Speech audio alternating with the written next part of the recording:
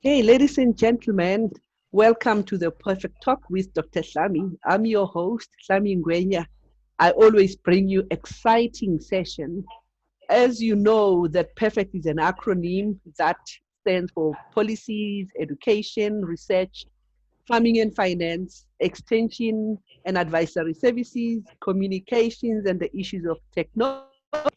In this session, we we are bridging the knowledge gap by bringing information to the people. This is the platform where demand and supply meet. Today, we are having a very exciting session where we are talking perfect education. Ladies and gentlemen, I have in our midst Mr. Melvin Makungu, who is the principal of Glen College of Agriculture. He's going to tell us all about the college and what he does and everything. Mr. Makungu, welcome to the Perfect Talk with Dr. Hlami session. Thank you so much. I feel honored and humbled to be on your show. Okay. Dr. Makungu, I've just known you for not even a month, but I'm so passionate. I'm so excited just to see what you do. Who is Melvin Makungu? Okay, Melvin Makungu is a person who wants to work so hard, ensuring all youth that he works with are developed. Melvin has been dedicated from the onset. His first job has been in skills development. Okay. Under Melvin and through Melvin, I've passed so many youth who've now become young adults, parents, family people. They are working in different capacities, from extension to research, you name it. Others have studied even up to PhD. But Melvin remains that sort of person who's worked in the college sector, worked at University of Zambia as a lecturer there, worked at University of South Africa as a lecturer, at Taung College of Agriculture, Glen College of Agriculture. I've also worked in a skills training center called the Northern Agriculture Training Center in the center part of Zambia. So that is Melvin Makungu. Thank you. So, Mr. Melvin, what I'm promoting with the Perfect Opportunity campaign is that agriculture is a very important aspect, is a very important sector. And what I see is that a lot of people equate it to primary production. And I'm saying there are different pathways to come into the agricultural sector. For example, education is one of them. When you were introducing yourself, I could hear that you worked here as a lecturer here and skills. And so it shows that, yes, there is a pathway that people can enter into the agricultural sector through the education space. Am I right to say that? Yes, agriculture is multifaceted. You could come in as a pure teacher at high school level, because most schools are promoting that. In other countries, even at primary school level, they want to teach agriculture, because agriculture in the main is actually not just a career, it's a way of life. And there's a thin line between the broad agriculture with the farming that we do where we produce food. So you could be that teacher. You could also come in as a researcher, pure researcher. You're just looking at different experiments, you're getting results out. You can also opt to be a food producer, just producing food at the primary level, producing your cattle, your crops. You can also go into medicinal plants. You can go to industrial crops like cotton that we don't eat. So it spreads broadly. You could be a farm manager, you could be an owner of a farm. You could then go value adding as well. There's food processing that goes on, or materials processing, where you come up with yarn. You spin your cotton into yarn. Then you can also come up with the fabric that we make within the space of fashion. So agriculture is very broad. You could also branch off into culinary skills. That's also part of the extended part of agriculture. So a lot of people started with primary production, but they ended up ensuring they're serving food. You could also go in game ranching. It's very interesting. Something that is very new nowadays. So it's quite broad. It just covers about everything. Yes, I mean, at the moment there are, these new concepts about, from farm to fork, so from farm to fork, there are so many different opportunities that people can actually look at and pursue. You said something that is very, very close to my heart. You said you can also do, production at a micro level. I like that. I would like us to talk a little bit about that because the misconception that I see, yeah, whenever you talk to people about farming, they will tell you that no, I don't have a big tractor, I don't have a very big piece of land. Do people need that to start, doing something in agriculture? Or is there something that they can start small and grow into like commercial farming farmers? What is your take on that? The, Yeah. the saying which goes, charity begins at home, Yes. is very much applicable for agriculture. Mhm. You could actually start in your own backyard. You could produce food in tires where you put your pot immediately. You Yes. could produce your own food. Like I'll give an example. Wherever I've lived, I would have about 40 pots, the pots that we use for pot experiments, the Okay. pots that are used to plant flowers. I would put a stem each of kale because coming from Central Africa, we do consume a lot of kale, which Okay. is your brassica species.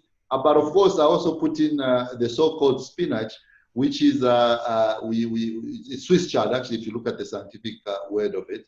So Yes. what we do with the Swiss chard, you can eat it as vegetable. So you Yes. grow it, and it's amazing how much you get out of it. You never have to go into a shop to Yes. buy any vegetables there. But just having 40 pots arranged in a square matrix, and then you Yes. get something from there. I'm also passionate about people keeping chickens in the backyard.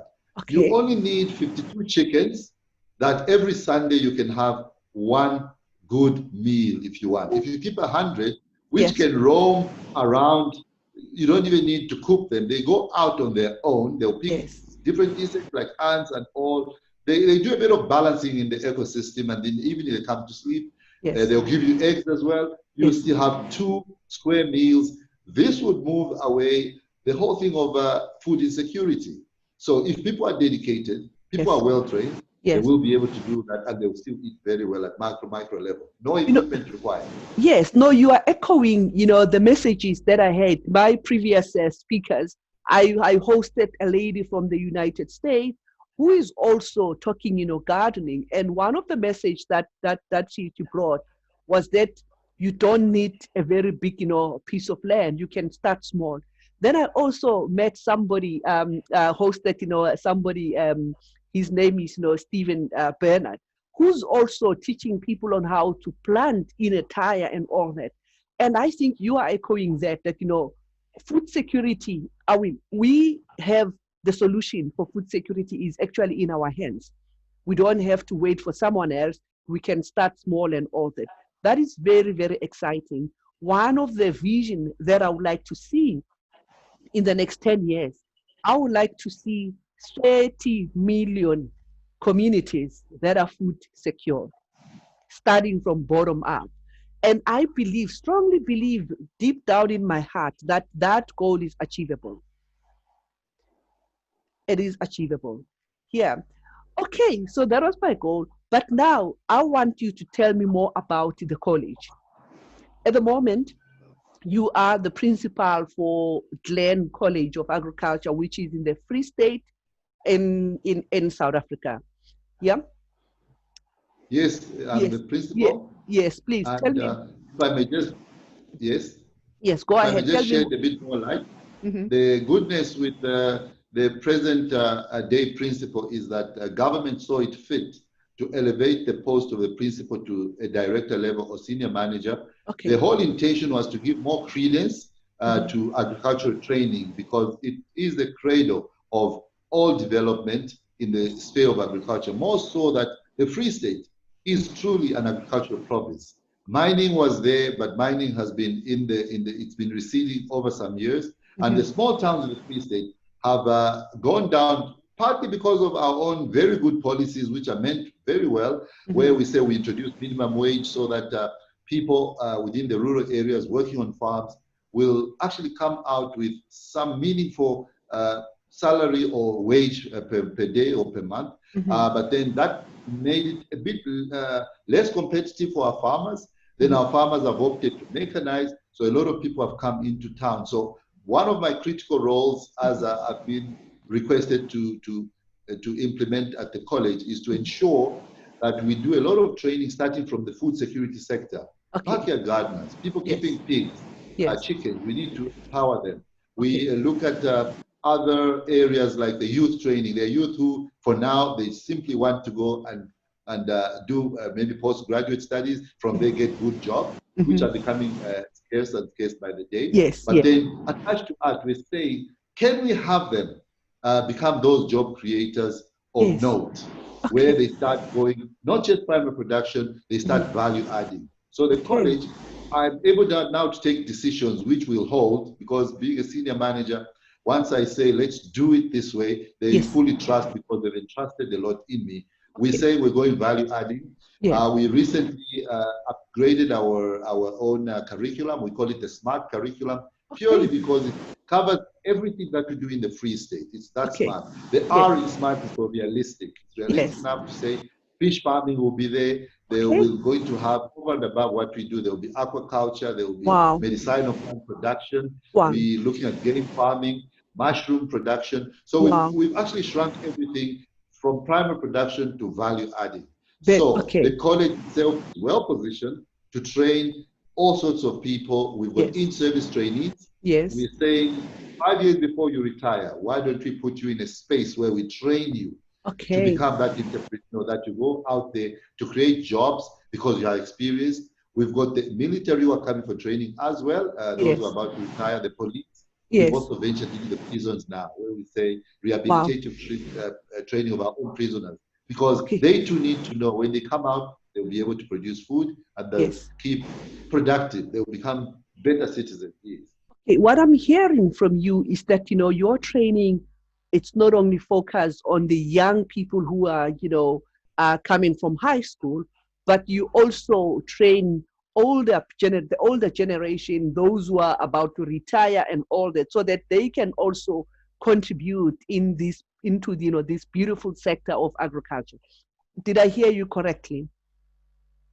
Yes, we have actually opened up, and we are presently having 2 accreditation bands. We've got the AgriCita, which deals largely with 70% hands-on training, where we give you starting from short learning programs, going right up to the certificates from NQF 1, 2, 3, and 4. There we've got a total of 18 different qualifications. So there's enough to train anybody who needs training. So within that, that's where we get the more mature aged kind of student. We call everybody students, whether you're a farmer or you are a youth, everybody is a student. The young people who don't have to go to work and all come full-time studying, but the older people, most of them want the short learning programs. And then we're training all of them. And we've also said, let the college train people using the new pedagogy, which we call the hybridized open distance e-learning, so that wait. Okay, slow down. Okay, slow down. You have to explain that again. Yes. Yes. What we're having is a new pedagogy, which is called the hybridized open distance e-learning. We call it the HODL pedagogy. The HODL pedagogy simply says, if you cross our path, we'll register you. Once we register you, we'll put you on campus. If we can't, we'll put you on one of the projects that are funded by the Department of Agriculture and Rural Development, or one of the collaborating commercial farmers or research center. Within that, we give you data that you use whilst you're there. It's unlike my former employer, where we just put students at home and they could do agriculture. That is UNISA. Our distance learning is hybridized, meaning you do your work integrated learning as you're doing your theory online, but you're working on an actual farm. So your skills are developing as you go. So it's hands-on. So there are also other students. Yes. Hands-on. So it's hands-on. Yes, very hands-on. Yes.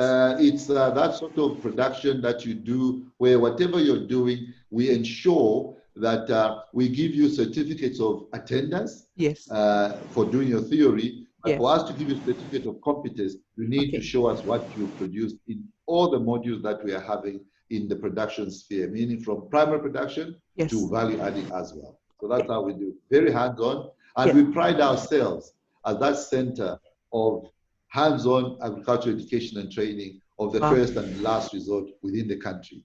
Okay, that is very exciting. I'm really inspired, to hear what you have to say. You mentioned that you have about 18 different programs and all that.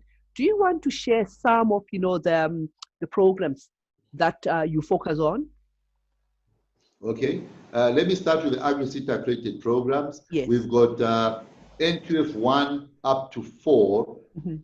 In animal production. These are national certificates in animal production. Animal production. So we use them to step up where you start from the NQF 1 if you did not get very good grades, yes, or you are only functionally literate and numerate. And then we train you up to, you step up to the time you get your NQF 6, which is our diploma. Yes. Then after your NQF 6, you can then go and do your advanced diploma at usually at the Central University of Technology or yes, any other institution who are within the accreditation framework. Yes. The two diplomas that we're running would be a diploma in animal production, yes, and another diploma in crop production. in crop production. So that's what we're doing as a college. Yes. Okay. No, that is very exciting. So if people want more information, for example, do you take in students for next year? What do they do? How can they actually get more information about what is required and all that? Okay, what we normally do is we have road shows, we go out there, but at the same time we circulate our forms via email, via WhatsApp. We also take them out. We go to centers of town, CBDs, which pitch up our gazebos, and we speak to different youth who are coming in. We definitely also go to schools. We are working very closely with ASAI, which is simply the Association of Agricultural Educators in South Africa. There are about 900 strong members. We also send them directly to the schools. Then within our political sphere, whenever our political heads, political principals, the MEC go out, we also give them forms to distribute. So it's, as we speak, it's a hive of activity. The forms are already being given out. But for anybody who doesn't receive the form, they can actually just phone me on 083 495 9269. Okay, maybe 083 083 yes 495 495 9269. 9269. 9269. Okay. Yes, then we'll send the forms to them, we'll call them back. We actually even WhatsApp the forms to them. Okay. So do you only concentrate on people who are coming from the Free State, or is the college open to any other person from other provinces and maybe outside the borders of South Africa? How do you handle that? What we've done is, under the Constitution, we cannot afford to impose any barriers to education. So we've opened up anybody who applies from anywhere. We don't even have quotas. But of course, naturally, water finds its level. We get many more of our own Free Staters, I guess largely because of proximity, but we market far and wide. Remember, we are funded largely by national bodies like AgriSeta. We are funded by the Department of Agriculture National. That is for our big projects that we run at the college. But then locally for our salaries and for running the farm day to day, we're funded by the province. So all these move forward different students to us, they market us, they market the other colleges as well. So we even have a scheme where students from other colleges do transfer to Glen and vice versa. So we have that scheme within the 11 colleges of agriculture within our landscape. Yes. Okay. So if there is a student, somewhere who's doing matric, or maybe they have completed and they want to come to Glen, what are the financial implications for the students that you take? What kind of budget should parents be looking at to enroll their students for the diploma? Okay, for Glen, the most expensive thing is residential schooling, where you pay a bit more for being in the hostel and having your meals as you pay your fees. The fees themselves for the modules, you would pay typically 206 per module per semester, and you do 10 modules. So you can actually, if you're not staying on campus, you Yes. only pay something about 2,500 tops, including a small Wow. fee that you put in a kitty that is Yes. used for entertainment, where the students can have their freshers ball and Exactly. all sorts of entertainment. And that is However, per the annual. hostel costs Yes. somewhere in the range of 5,000 per semester, that is 6 months. Yes. So overall, within Hmm. 15,000 tops, Yes. you are able to do residential schooling at Glen. If you are home, you Hmm. only pay that 2,300 only for the classes. Within that, we actually even give you data. We're saying we Yes. give you data to survive. And the Wow. whole reason is that we as a college are being government owned. We're not here to make a profit. We Yes. just need to keep our college running. And Yes. whatever it is we do is not based on the fees. All Yes. our costs Yes. are guaranteed by government. The Yes. fees, whenever they pay, they go straight to treasury. So we become one Yes. of the cheapest colleges. Yes. But something else, which is a good surprise to the students, Yes. if your parents earn collectively or your guardians or source of funding below 350,000, Yes. we actually say the form makes provision that you can Yes. apply for fee-free education. I hear Now, you. when you apply, we send the forms to Treasury, who are Yes. our funders, which is our Department of Finance in the province, and Yes. they basically waive your fees. All your Okay. fees are waived. I And as hear we you. speak, I can boast to say 99% of the students are on that fee waiver. They are I not hear paying you. anything for school. Yes. That's what's happening. Although we're cheap, people don't Yes. even pay that. But of Okay. course, they work. You have to work the farm, do your Yes. practicals, and produce your own. Yeah. Exactly. And I know I actually, because I've engaged with you, I know that you are such a hands-on person. I don't see anyone coming through your hands and not work hard and work on the farm. I mean, the few incidents where I interacted with you, I could feel that, and I can tell that, people will not have it light. So there won't be anyone coming there to play and all that. They really have to end their sport and they have to end their credit. And this is something that I say thumbs up to you. I know after this talk, you'll probably hear a lot of people calling and all that.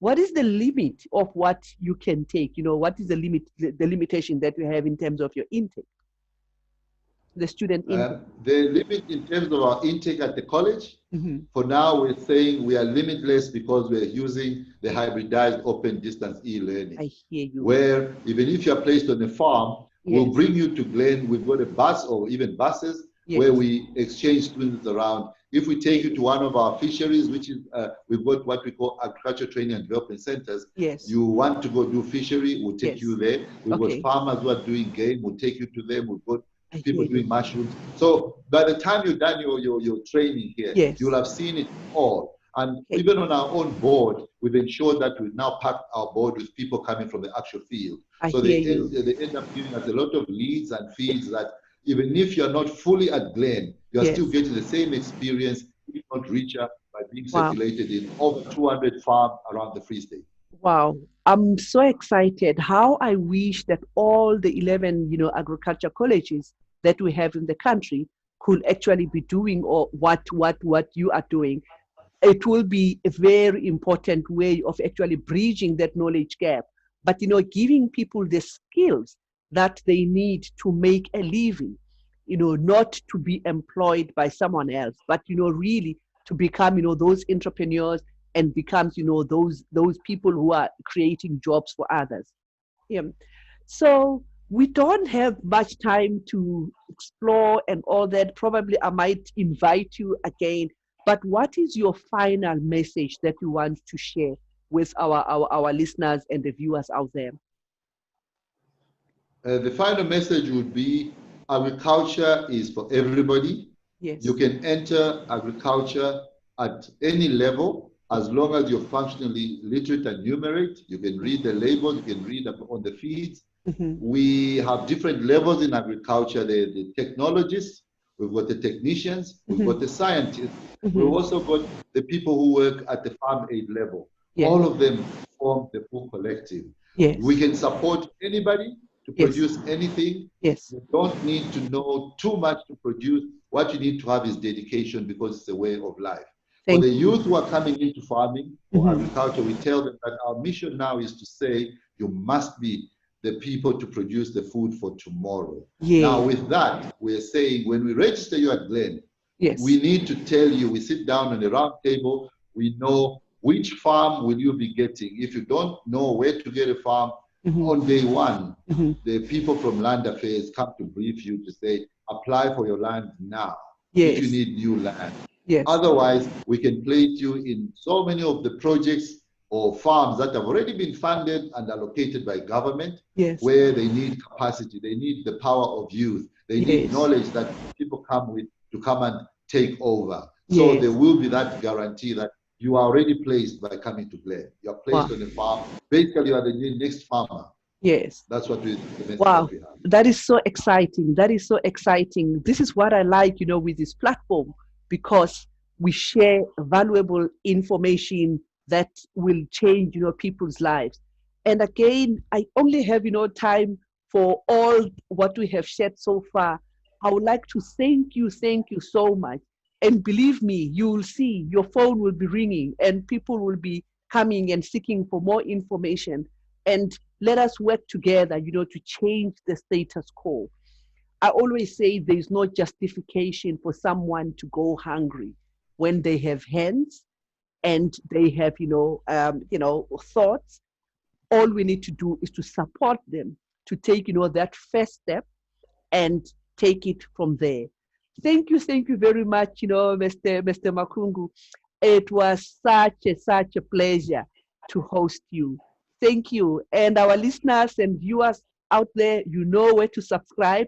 Follow us on social media. We'll be sharing with you more information here at the Perfect Talk with Dr. Hlami. Thank you very much.